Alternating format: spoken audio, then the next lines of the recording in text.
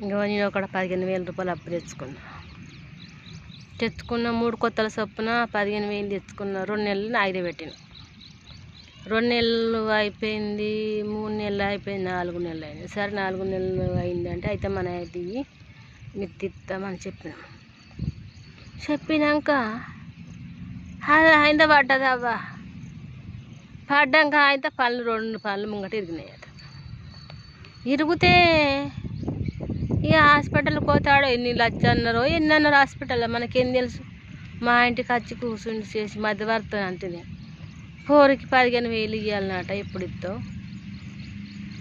ఇప్పుడు మళ్ళీ లేకపోతే నీ 2 పనులు తీసి అప్పుడు గంట ఆడికాడికి చూసుకుంటుంది అన్నబట్టి నీ కర్మం పాడుగాను. పనులకు అంత విలువ ఉందబ్బా. అవి మనకు ఉంటే ఇటకు లెక్క తెలియదు కదా. ఊసిపోతేనేమో అర్థమవుతుంది, ఊసిపోకపోతే మనకేమైతే విలువ వెళ్తుంది.